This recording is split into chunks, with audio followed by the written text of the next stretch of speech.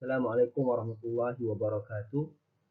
Kami dari kumpulan Bahasa Arab Menengah 1. InsyaAllah pada hari ini kami akan membentangkan tentang analisis isu guru hadir lewat dan kaitannya dengan tata kelakuan dan tata tertib penjawat awam serta kesannya, apakah kesannya kepada guru.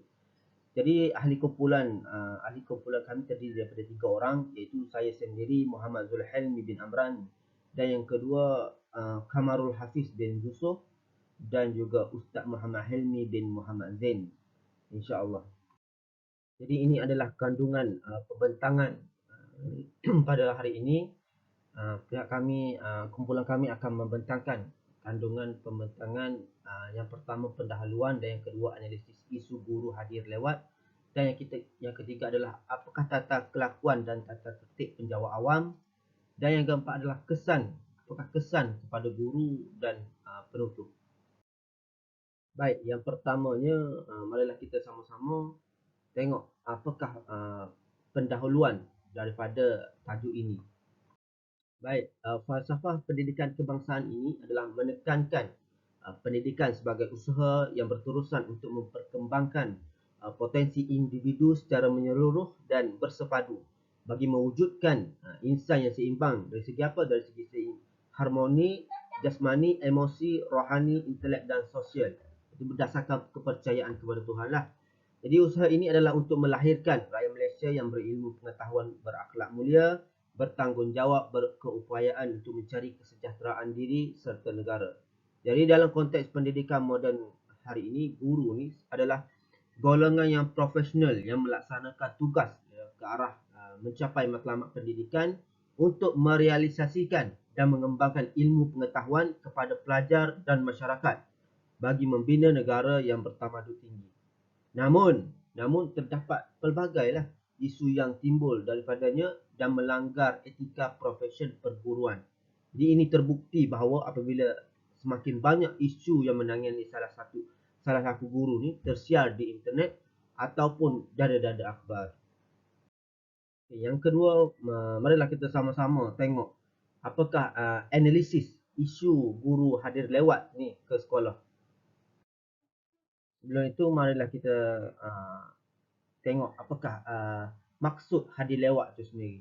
Lewat itu adalah maksud lambat lah, sudah waktunya ataupun melampaui waktunya, yang mana kita maksud ini kita tengok daripada Kamus Dewan edisi keempat. Contohnya masa yang ditetapkan oleh guru itu untuk hadir ke sekolah ialah sebelum 7.45 pagi. Sekiranya guru tersebut hadir pada jam 7.50 pagi, guru tersebut sudah dikira lewat. Jadi surat Pekeliling Am bilangan 11 tahun 1981, sistem penggunaan kad perakan waktu PANSCAD di pejabat-pejabat kerajaan untuk mengawal mana-mana pegawai-pegawai ataupun kadang kerajaan datang dan pulang dari pejabat ataupun dari sekolah lah.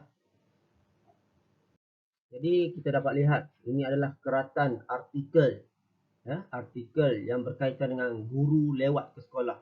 Kesilapan yang melibatkan integriti lah. Jadi daripada Esko Perak, iaitu Datuk Dr. Muhammad Amin Zakaria, iaitu dia mengatakan bahawa kehadiran lewat ke sekolah ini secara berterusan hampir berlaku lah setiap hari. Jadi guru-guru ni jadi perkara ni boleh melibatkan integriti dalam kalangan warga sekolah. Jadi itulah yang ditegaskan bahawa jika guru ini datang lewat ke sekolah boleh melibatkan integriti seorang guru itu sendiri. Seterusnya kita lihat apakah faktor guru ini hadir ke sekolah dengan lewat. Apakah faktornya?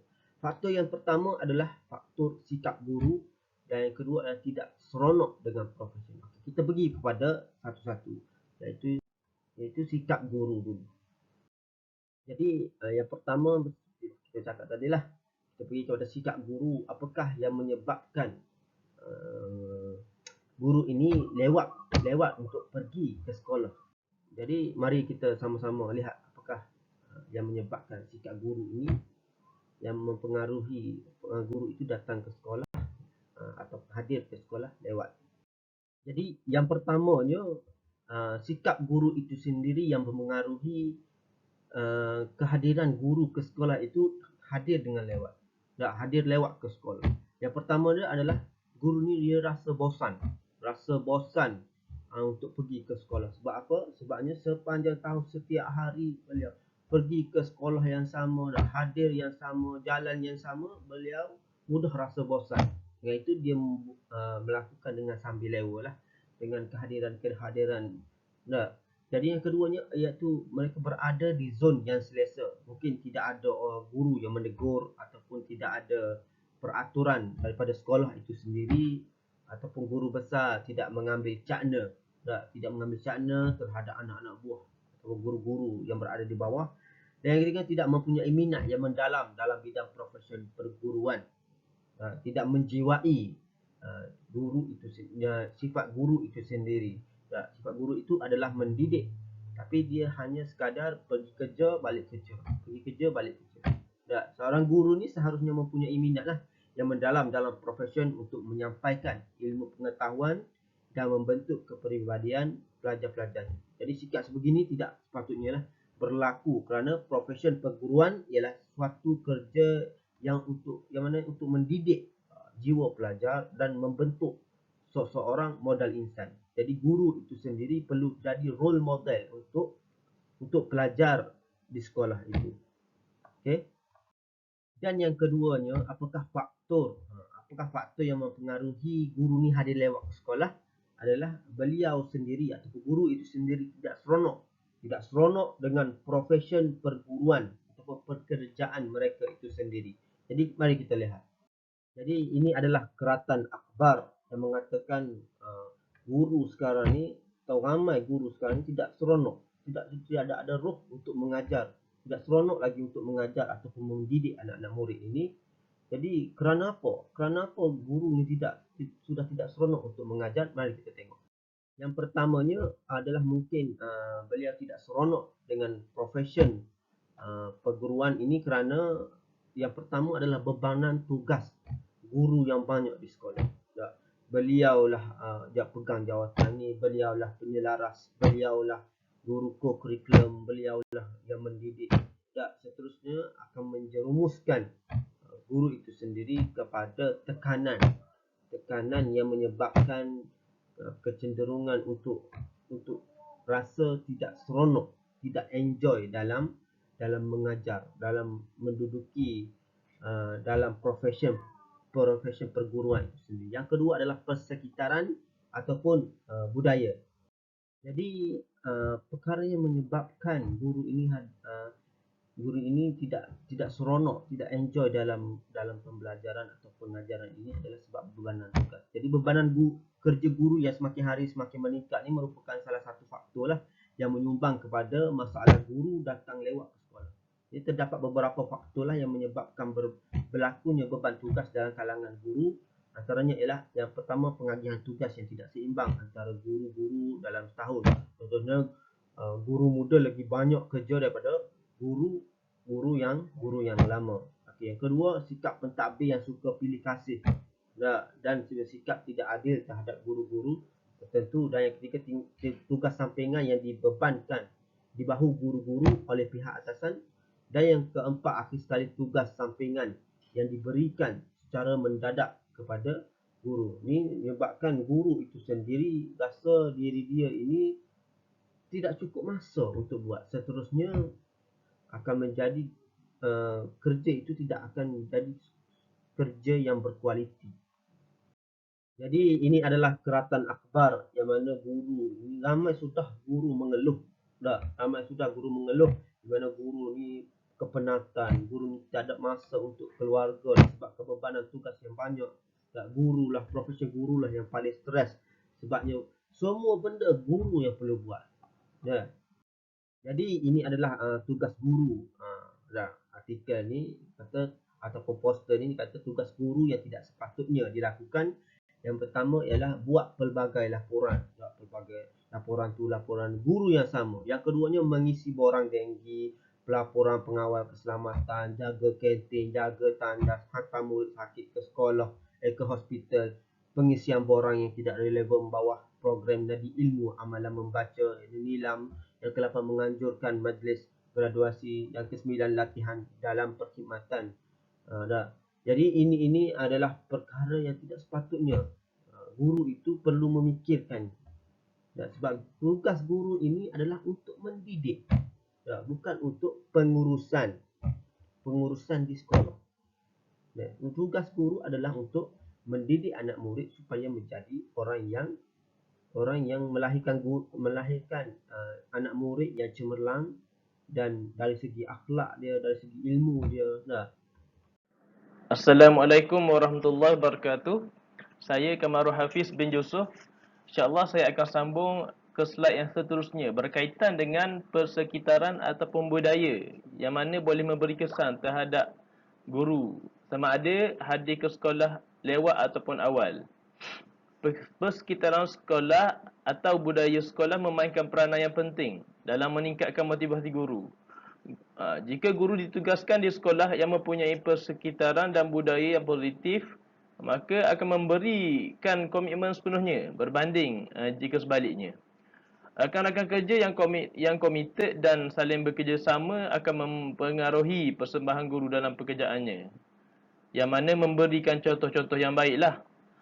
Sekiranya guru itu ditugaskan di sekolah yang persekitarannya agak pasif, maka guru tersebut akan menjadi pasif dan akhirnya hilang motivasi kerja, terutamanya motivasi untuk hadir awal ke sekolah. Maksudnya guru tersebut tak ada rakan kerja yang boleh memberi contoh yang baiklah kepadanya. Pentadbir sekolah boleh memainkan peranan dalam meningkatkan motivasi guru dengan memberikan penghargaan seperti penyampaian anugerah ataupun jamuan kerakyaan kepada guru-guru yang baiklah dari segi kehadiran ke sekolah yang awal lah, macam tu. Seterusnya kita akan beralih ke bahagian etika profesional keguruan dan tata kelakuan serta tata tertib penjawat awam. Berikut saya akan huraikan dengan lebih detail berkaitan dengan etika profesional keguruan, iaitu maksud etika iaitu satu sistem dasar akhlak, adab atau tingkah laku atau kesusilaan berdasarkan Dewan Bahasa dan Pustaka 1995, dan juga bermaksud tanggungjawab dan akibat tingkah laku seseorang atau profesion terhadap masyarakat. Kemudian maksud etika profesional iaitu semua garis panduan yang bertujuan untuk meningkatkan tahap kualiti, produktiviti dan disiplin dalam perkhidmatan dengan memberikan penekanan terhadap semua aspek yang berkaitan dengan peraturan dan peradaban, peranan nilai serta tingkah laku profesion dalam masyarakat. Antara kepentingan etika guru ialah menyediakan garis panduan bagaimana bertingkah laku dalam profesion perguruan. Yang kedua iaitu menyatakan dengan jelas tentang tanggungjawab guru terhadap pemegang amanah dalam bidang pendidikan. Dan yang ketiga iaitu merupakan nilai-nilai yang penting dalam sesebuah organisasi. Pengamalan etika dapat mengekal dan memelihara kepercayaan yang diberikan dalam menjalankan tugas serta memupuk tanggungjawab bersama. Berikut adalah peraturan tata kelakuan dan tata tertib penjawat awam. Yang pertama ialah peraturan mengenai tata kelakuan dan tata tertib bagi anggota perkhidmatan awam adalah diperuntukkan di bawah peraturan-peraturan pegawai awam, iaitu kelakuan dan tata tertib 1993. Dan yang kedua, ianya mengandungi peruntukan-peruntukan yang berikut, iaitu yang pertama, peraturan-peraturan mengenai tata kelakuan serta larangan atau kesalahan khusus. Yang kedua, ianya tanggungjawab serta tugas kawalan dan pengawasan tata tertib. Dan yang ketiga, prosedur dan tata cara tindakan tata tertib. Dan yang keempat, hukuman tata tertib. Dan yang terakhir, yang kelima, peruntukan pelbagai yang berkaitan. Antara contoh tata kelakuan penjawat awam ialah Yang pertama, seseorang pegawai tidak boleh membelakangkan tugas awamnya demi kepentingan peribadinya. Yang kedua, seseorang pegawai juga tidak boleh ingkar perintah atau berkelakuan dengan apa-apa cara yang boleh ditafsirkan dengan munasabah sebagai ingkar perintah. Dan juga seseorang pegawai tidak boleh cuai dalam melaksanakan tugas-tugasnya. Iaitu dari segi kesimpulan, seseorang pegawai itu tidak boleh melebihkan kepentingan dirinya daripada kepentingan kerja lah. Berikut adalah contoh tindakan tata tertib terhadap kesalahan yang dilakukan. Yang pertama ialah amaran.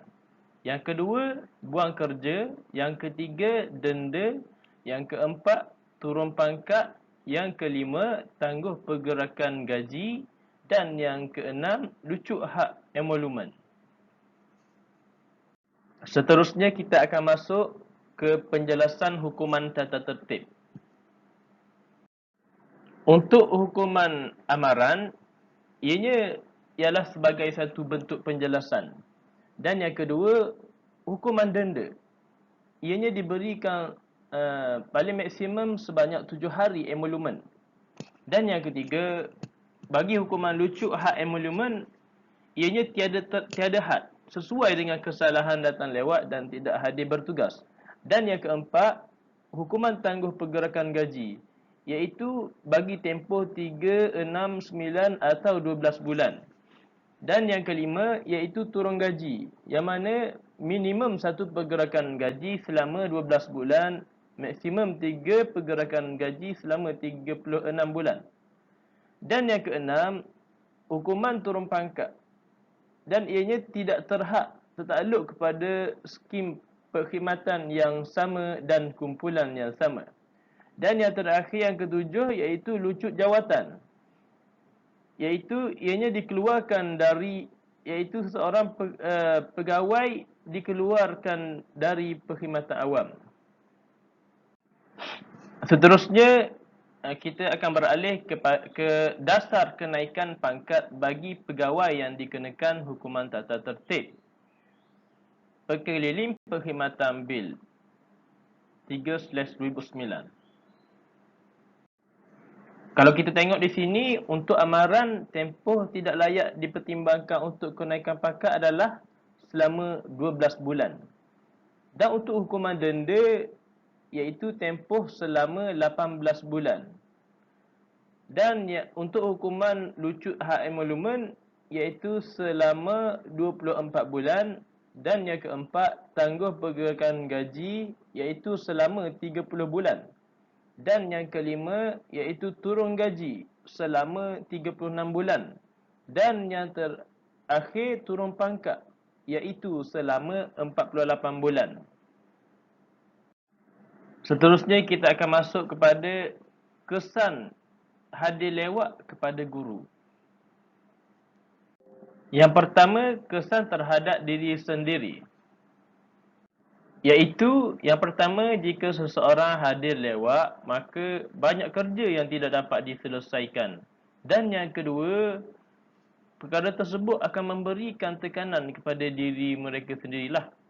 Dan yang ketiga, tidak dapat merancang kerjaya dengan baik jika seseorang itu datang lewat sentiasa ke tempat kerjanya. Assalamualaikum warahmatullahi wabarakatuh. Saya Muhammad Hilmi bin Muhammad Zain. Saya akan sambung kesan yang kedua, iaitu kesan dari aspek pelajar. Okay, baik, kita tengok antara kesan guru selalu hadir lambat ke sekolah. Yang pertama, guru akan menjadi contoh yang negatif kepada pelajar itu sendiri. Okay, yang kedua, guru akan hilang hormat daripada kalangan pelajar. Dan yang ketiga, guru akan lambat dalam mengendalikan aktiviti, terutamanya dalam proses PDP di dalam kelas. Dan yang keempat, guru tidak akan mengajar sebagaimana rancangan pengajaran yang disediakan. Dan yang kelima, guru akan kehilangan perhatian ataupun fokus daripada pelajar itu sendiri semasa proses PDP di dalam kelas. Baiklah, kesan yang ketiga iaitu dari aspek pentadbir dan rakan sejawat. Baiklah, dari aspek ataupun dari sudut para pentadbir, semestinya guru yang selalu hadir lambat ke sekolah akan memberikan rekod yang buruk terhadap profesion guru tersebut, dan kemungkinan akan dikenakan tindakan oleh pentadbir sekolah. Manakala dari segi rakan sejawat pula, guru tersebut akan menjejaskan imej rakan sejawat dan semua guru, khususnya di negara kita, dan akan memberikan tekanan kepada rakan guru yang lain, terutamanya dalam kerja berpasukan. Baiklah, kita lihat pula kesan dari aspek ibu bapa dan masyarakat. Baiklah, kesan yang pertama iaitu guru akan hilang kepercayaan masyarakat terhadap nilai-nilai murni seorang guru. Dan yang kedua pula, ibu bapa dan masyarakat akan memberi persepsi yang sinis terhadap kualiti guru dalam institusi pendidikan. Baiklah, kesan yang seterusnya iaitu kesan terhadap guru dari aspek tata tertib. Okey, ini adalah keratan akhbar yang diambil daripada utusan Malaysia yang bertajuk Guru Ponteng, tindakan tegas akan diambil. Pihak kementerian telah membuat keputusan untuk mengambil tindakan tegas terhadap seorang guru yang mengajar di sekolah kebangsaan jenis Tamil di Perak. Jika guru tersebut gagal mengemukakan sebarang alasan yang munasabah mengenai ketidakhadirannya ke sekolah, maka guru tersebut akan dipecat daripada jawatannya sebagai seorang guru secara rasmi. Okey, ini adalah antara isu yang seriuslah mengenai tata tertib seorang guru. Baiklah, akhir sekali ialah penutup ataupun sebagai rumusan. Baiklah, sebagai rumusan perbentangan daripada kumpulan kami, yang pertama, guru perlu menjadi contoh yang baik kepada para pelajar. Yang kedua, guru wajib berpegang kepada tingkah laku yang sopan dan diterima oleh masyarakat, serta menjalani kehidupan seharian sebagai seorang guru dengan sebaiknya. Yang ketiga, guru juga haruslah sentiasa mengawasi diri supaya tidak mencemarkan nama baik institusi dan profesion keguruan. Dan yang terakhir, pihak pentadbir sekolah juga perlulah mengambil kira akan hal ehwal kebajikan guru dan melihat semula aspek yang mendorong kepada kepuasan dan keseronokan guru dalam bekerja untuk menjamin kesejahteraan guru dan murid ataupun pelajar yang dididik. Okey, ini adalah antara rujukan-rujukan yang kami rujuk dalam menyediakan slide pembentangan kepada kami. Sekian, itu saja daripada kumpulan kami. Assalamualaikum warahmatullahi wabarakatuh.